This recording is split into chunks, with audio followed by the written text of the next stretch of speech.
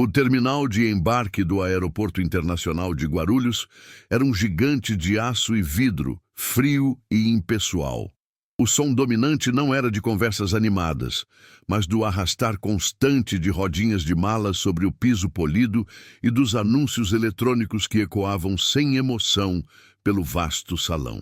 Executivos de ternos bem cortados passavam como fantasmas apressados. Seus rostos iluminados pela luz azul de seus celulares, cada um imerso em sua própria bolha de urgência e isolamento. Em meio a esse fluxo incessante de pessoas que não se viam, estava Beatriz Andrade, uma senhora de 75 anos. Seus cabelos prateados e olhos azuis melancólicos pareciam deslocados naquele cenário de modernidade fria. Ela se agarrava à sua bolsa com as mãos trêmulas, uma figura frágil e visivelmente perdida no caos organizado, procurando um rosto amigável em um mar de indiferença. A confusão atingiu seu ápice quando o painel eletrônico piscou, anunciando uma mudança de última hora no portão de embarque. Em um movimento brusco para se reorientar, a bolsa de Beatriz escorregou de seu colo, e seu conteúdo se espalhou pelo chão com um baque surdo. Um pequeno livro, um porta-moedas e, o mais importante, seu cartão de embarque, deslizaram para debaixo dos pés apressados da multidão. Por um instante, o tempo pareceu congelar para ela. Ninguém parou. As pessoas ao redor apenas desviavam, contornando o pequeno obstáculo humano e seus pertences espalhados como se fossem invisíveis. O rosto de Beatriz se contraiu numa máscara de aflição e vergonha, seus olhos marejados buscando ajuda que simplesmente não existia naquele ambiente onde a eficiência havia suplantado a empatia. Foi então que um ponto de cor e calor rompeu a monotonia cinzenta. Laura, uma jovem de 28 anos, com um sorriso fácil e um olhar que realmente via as pessoas, notou a angústia da senhora. Sem hesitar, ela se abaixou, seu movimento fluido e natural contrastando com a rigidez de todos ao redor. Com uma gentileza genuína, ela recolheu cada item, limpando uma mancha de poeira do livro antes de entregá-lo de volta. "A senhora está bem? Deixe-me ajudá-la", disse Laura, sua voz soando como uma melodia suave em meio ao ruído mecânico. Ela pegou o cartão de embarque, conferiu o novo portão e, com um braço apoiando delicadamente o de Beatriz, a guiou pela multidão. Beatriz apenas assentiu, uma lágrima silenciosa de gratidão rolando por sua bochecha, comovida por um ato de bondade tão simples e, ainda assim, tão raro. Ao chegarem à fila correta, Laura olhou para o próprio cartão de embarque e sorriu. Uma coincidência que parecia um pequeno milagre. "Olhe só, parece que somos vizinhas de assento", comentou, mostrando o número para Beatriz. Aquele gesto, aquele encontro fortuito, era mais do que um acaso. Era o início de uma conexão que mudaria tudo. É incrível como um gesto tão pequeno pode mudar tudo, não é? Histórias assim, que mostram o melhor das pessoas, são o motivo pelo qual continuamos aqui. Se você também se comove com isso, considere se inscrever no canal, pois é o seu apoio que nos permite encontrar e contar mais relatos como este. Naquele momento, no corredor estéril de um aeroporto, um fio invisível de esperança começou a ser tecido, unindo duas famílias separadas pelo tempo e pelo orgulho. A bordo do voo 734, o ambiente pressurizado da cabine parecia criar uma bolha de intimidade, um refúgio suspenso a 10.000 metros de altura, longe da pressa anônima do terminal. Laura ajudou Beatriz a acomodar sua bolsa no compartimento superior e a afivelar o cinto de segurança, gestos pequenos, executados com uma paciência que a senhora não recebia há muito tempo. A conversa começou de forma tímida, com comentários sobre o tempo e a ansiedade comum que precede a decolagem. Mas a gentileza de Laura era como um solo fértil, e Beatriz sentiu, pela primeira vez em anos, que podia semear suas palavras sem medo de que caíssem em terreno estéril. Ela falou sobre o motivo de sua viagem, uma visita relutante a um congresso em memória de seu falecido marido. Um homem que, em suas palavras, havia construído um império, mas se esquecido de como construir um lar. Enquanto as nuvens passavam pela janela, como ilhas de algodão flutuando em um mar azul infinito, Beatriz mergulhou em suas memórias. Sua voz por vezes embargada por uma saudade que o tempo não conseguiu apagar. Ela descreveu o marido, um homem brilhante e implacável, cuja maior herança para o filho, Arthur, não fora a fortuna, mas sim a convicção de que a vulnerabilidade era uma fraqueza imperdoável. Ela confessou, com um suspiro que carregava o peso de décadas, que sentia que seu filho estava perdido em uma gaiola de ouro, um homem de sucesso que não sabia o que era a felicidade. Em seus olhos azuis, Laura não via apenas a tristeza de uma mãe preocupada, mas a dor profunda de uma mulher que se sentia invisível para a pessoa que mais amava no mundo. Um fardo silencioso na vida que ela mesma gerou. Laura ouvia com uma atenção que era, em si, uma forma de abraço. Ela não ofereceu conselhos fáceis ou clichês vazios. Em vez disso, compartilhou um pouco de sua própria história, falando com carinho de seu avô, um marceneiro de mãos calejadas e coração enorme, que a ensinou que o valor de uma pessoa não estava no que ela possuía, mas no que ela construía para os outros. Ela contou como ele passava horas em sua pequena oficina, o cheiro de madeira e verniz impregnado em suas roupas, transformando pedaços brutos de carvalho em obras de arte que contavam histórias. Era uma vida simples, admitiu Laura, mas rica em afeto e propósito, um legado de integridade que ela carregava com orgulho. A cada palavra, o abismo entre as duas mulheres, separadas pela idade e pela classe social, diminuía, substituído por uma ponte de compreensão mútua. Foi então, em meio a essa troca de confidências, que o destino revelou sua trama. Beatriz, ao falar sobre o início da empresa de seu marido, mencionou seu nome completo, Ricardo Andrade. O nome pairou no ar por um instante antes de pousar nos ouvidos de Laura com o impacto de uma revelação. Andrade? Ela repetiu, seus olhos se arregalando em surpresa. Meu avô. O nome dele era Jonas Silva. Ele sempre contava que seu melhor amigo e sócio nos primeiros tempos era um Andrade.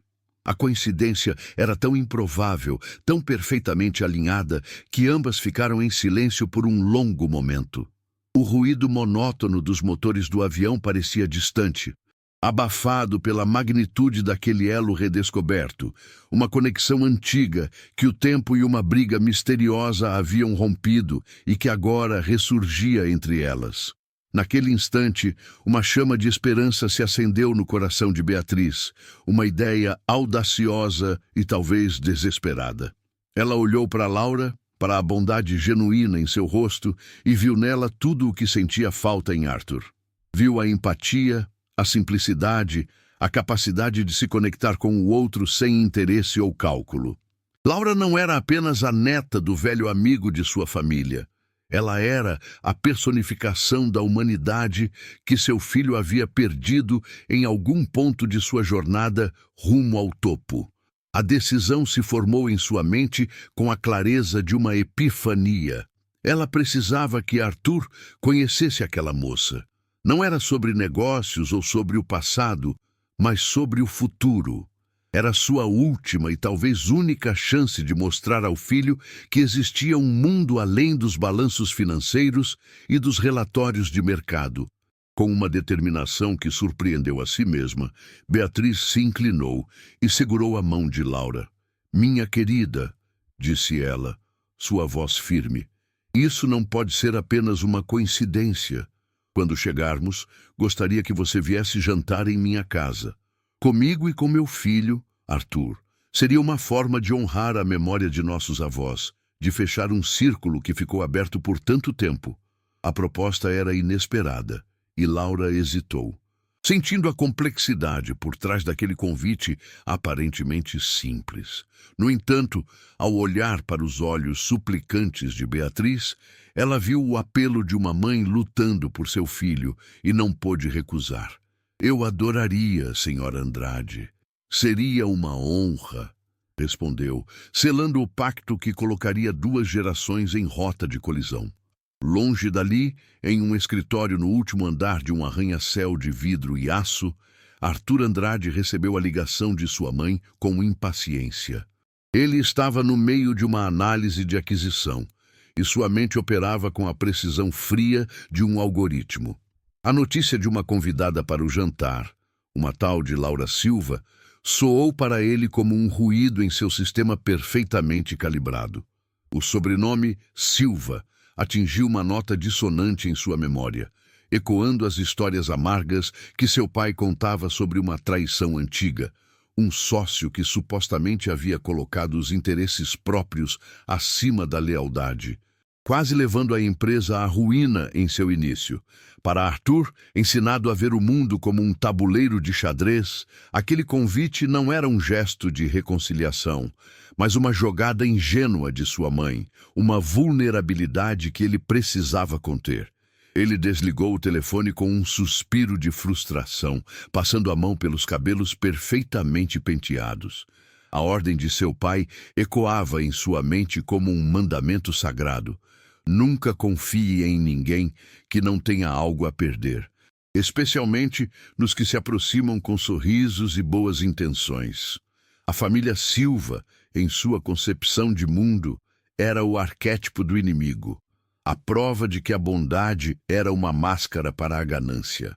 Ele se sentia dividido entre o dever de obedecer à mãe e o instinto, treinado por seu pai, de se proteger de uma possível ameaça. A curiosidade, no entanto, era uma semente teimosa. Algo no tom de voz de sua mãe o intrigou. Ele iria a esse jantar, não por cortesia, mas para desmascarar as verdadeiras intenções daquela jovem, para provar que seu pai estava certo mais uma vez. O jantar começou em uma atmosfera carregada de uma tensão quase palpável. A sala de jantar de Beatriz era um santuário de elegância clássica, com móveis de mogno e talheres de prata que refletiam a luz suave de um lustre de cristal. O silêncio entre os pratos era quebrado apenas pelo tilintar discreto dos garfos contra a porcelana. Beatriz tentava preencher o vazio com conversas leves, mas suas palavras pareciam se dissolver no ar denso de desconfiança que Arthur exalava. Ele observava Laura com um olhar analítico, cada gesto dela, cada sorriso, sendo processado e avaliado. Para ele, ela era uma equação a ser resolvida, uma variável desconhecida em seu ambiente controlado.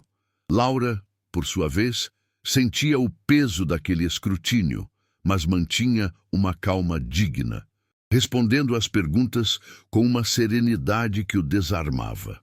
As perguntas de Arthur eram como bisturis, disfarçadas de curiosidade, mas projetadas para cortar e expor. Ele a questionou sobre seu trabalho, sua família, seus planos para o futuro, procurando por qualquer inconsistência, qualquer sinal de interesse oculto. Então seu avô era marceneiro, ele comentou, com um tom que beirava o desdém. Um homem de negócios precisa ter uma visão mais ampla do que apenas um pedaço de madeira. Laura não se encolheu. Ela o encarou diretamente, seus olhos firmes. Meu avô via mais do que madeira, ela respondeu, sua voz calma, mas cheia de convicção. Ele via potencial, via beleza e, acima de tudo, via a honra em criar algo duradouro com as próprias mãos. Ele me ensinou que a confiança é a madeira mais nobre de todas e que, uma vez quebrada, é quase impossível de consertar. A firmeza na voz de Laura, a defesa apaixonada da honra de seu avô, atingiu Arthur de uma forma que ele não esperava. Pela primeira vez, uma rachadura apareceu em sua armadura de ceticismo. Ele esperava encontrar uma oportunista, alguém que pudesse manipular ou intimidar, mas encontrou uma mulher com uma convicção inabalável, cuja força não vinha do dinheiro ou do poder, mas de um legado de integridade. Aquela convicção o abalou. É impressionante como a verdade, mesmo quando apenas sussurrada, tem o poder de sacudir muralhas erguidas por anos de mentiras. E é por isso que continuamos a buscar e a compartilhar essas histórias.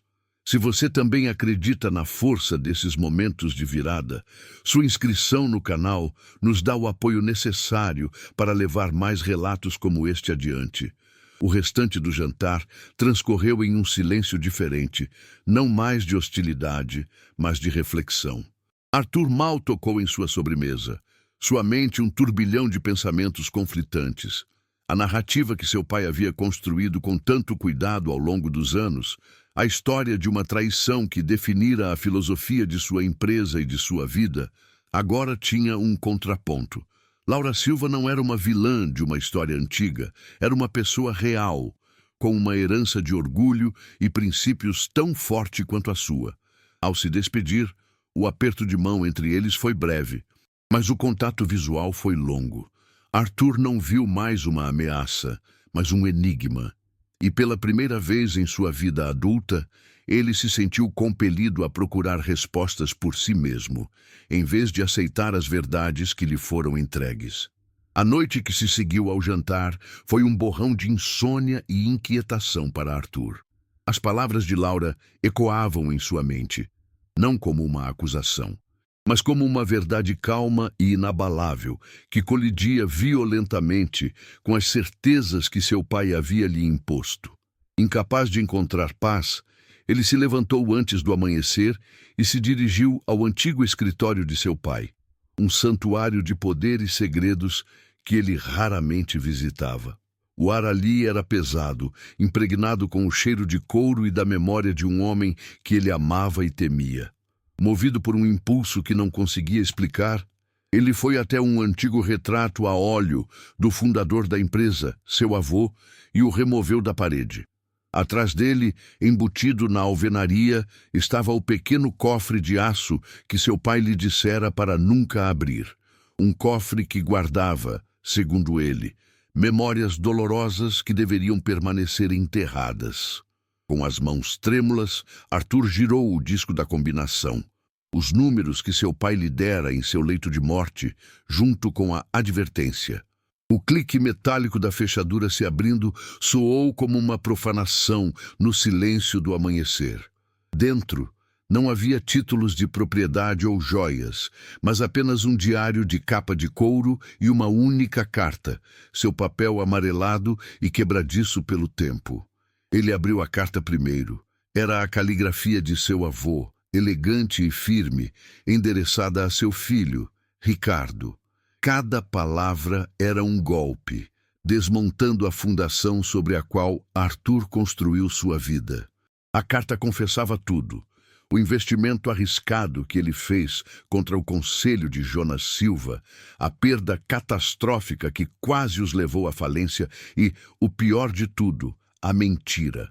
A história da traição foi uma invenção, uma mortalha para cobrir sua própria vergonha e salvar seu orgulho. O peso daquela revelação o esmagou. A traição que ele fora ensinado a odiar, o rancor que alimentou sua desconfiança pelo mundo, era uma farsa. Seu pai, por sua vez, abraçou a mentira. Talvez por lealdade cega ou por achar mais fácil viver com um inimigo definido do que com a falibilidade de seu próprio pai. Arthur sentiu o chão desaparecer sob seus pés. Não houve um momento de hesitação. Ele pegou a carta, deixou o diário para trás e saiu do escritório sem olhar para trás. Ele dirigiu pelas ruas adormecidas da cidade, o carro de luxo deslizando silenciosamente por bairros que se tornavam progressivamente mais simples, mais modestos. Ele não sabia o que diria ou faria, apenas que precisava chegar à casa de Laura. Ele precisava que a verdade, finalmente liberta, fosse ouvida pela única pessoa que merecia conhecê-la. Laura atendeu a porta com uma expressão de surpresa que rapidamente se transformou em preocupação ao ver o estado de Arthur. Ele não parecia o CEO impecável da noite anterior, mas um homem desfeito, com os olhos vermelhos e a postura curvada pelo peso de algo invisível. Sem dizer uma palavra, ele apenas estendeu a carta amarelada. "Por favor", ele sussurrou, sua voz embargada, um fio trêmulo que ele mal reconhecia como seu. "Você precisa ouvir isso." E ali, no limiar da casa simples de Laura, com o sol da manhã começando a dourar o horizonte, Arthur leu a confissão de seu avô. Ele não pulou nenhuma parte, não suavizou nenhuma palavra. Sua voz falhou várias vezes, mas ele continuou. Cada sílaba uma expiação. Um pedido de perdão por uma injustiça que se estendeu por 3 gerações e envenenou 2 famílias. Quando a última palavra foi dita, um silêncio profundo caiu entre eles. A carta tremia na mão de Arthur. Ele ergueu o olhar para Laura, seus olhos inundados por uma emoção que ele reprimiu por toda a vida. Pela primeira vez, a armadura se quebrou completamente. Uma lágrima solitária, depois outra, escorreu por seu rosto. Não eram lágrimas de raiva ou autopiedade, mas de um luto profundo por uma vida inteira vivida sob a sombra de uma mentira e pela dor que sua família causou a outra. Laura não disse nada. Ela simplesmente estendeu a mão e, com uma gentileza que era tão natural quanto respirar, tocou seu braço. Aquele gesto simples, desprovido de julgamento ou triunfo, foi o ato final de demolição. Naquele toque, Arthur não encontrou absolvição, mas algo muito mais poderoso: conexão. Ele não estava mais sozinho em sua ilha de riqueza e desconfiança. A carta não foi um ponto final, mas o início de uma reconstrução. Arthur, despido de sua armadura de cinismo, não se contentou com um pedido de desculpas. Ele sentiu uma necessidade visceral de transformar a vergonha de seu passado em um legado de esperança. Na semana seguinte, ele procurou Laura não com a postura de um CEO, mas com a humildade de um aprendiz. Ele propôs algo que ia além de uma compensação financeira. Ele queria criar a Fundação Andrade Silva, uma instituição dedicada a financiar e apoiar jovens artesãos e artistas, honrando a memória e o talento de Jonas Silva. Não era um ato de caridade, mas um ato de justiça poética, uma forma de usar a fortuna construída sobre uma mentira para cultivar a verdade e a beleza que o avô de Laura tanto valorizava. Era sua forma de dizer que o nome Silva não seria mais sinônimo de traição, mas de criação. O trabalho de erguer a fundação se tornou a ponte que finalmente uniu suas 2 famílias. As reuniões não aconteciam mais em salas de conferência estéreis, mas em oficinas empoeiradas, galerias de arte independentes e cafés de bairro. Arthur, que antes só entendia de planilhas e projeções de mercado, aprendeu a ver o valor em um pedaço de madeira entalhado à mão, na textura de uma tela, na paixão de um jovem artista. Laura, por sua vez, o ensinou a ouvir, a conectar-se, a liderar com o coração em vez de apenas com a mente. A admiração mútua floresceu em um afeto profundo e, eventualmente, em um amor tranquilo e sólido, construído sobre a honestidade. Beatriz observava tudo à distância, seu coração se enchendo de uma paz que ela pensou ter perdido para sempre. Ela via seu filho sorrir, um sorriso genuíno que alcançava seus olhos, e sabia que sua aposta desesperada no aeroporto havia valido a pena. Os anos que se seguiram transformaram o cenário de suas vidas. A Fundação Andrade Silva tornou-se uma referência, um farol de oportunidade para centenas de jovens talentos que, de outra forma, jamais teriam seus dons reconhecidos. O império tecnológico de Arthur também mudou, ganhando uma alma.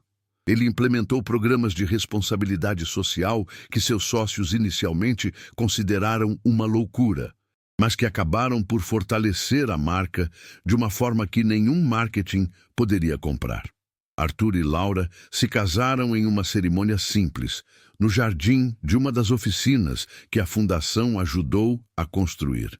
Beatriz, radiante, segurou seu primeiro neto no colo, um menino com os olhos azuis da avó e o sorriso fácil da mãe. Arthur finalmente entendeu o que seu pai nunca conseguiu. O maior legado não é o que você acumula, mas o que você cultiva nos outros. A inauguração do Centro Cultural Jonas Silva foi o ápice dessa jornada. Onde antes havia um armazém abandonado, agora existia um espaço vibrante, cheio de música, arte e risadas. Arthur, de mãos dadas com Laura, observava Beatriz contar histórias para um grupo de crianças em um canto do pátio, sua expressão serena e completa. Aquele momento era a prova de que as feridas mais profundas, mesmo as que atravessam gerações, podem ser curadas com coragem, verdade e um simples ato de bondade em um terminal de aeroporto. Relatos assim, que mostram a reconstrução de pontes que pareciam perdidas para sempre, são a nossa maior inspiração. Se você acredita que mais histórias de cura merecem ser contadas, sua inscrição no canal nos dá a força para continuar essa busca. O ciclo de dor havia sido quebrado, substituído por um ciclo de gentileza que eles sabiam continuaria a ecoar.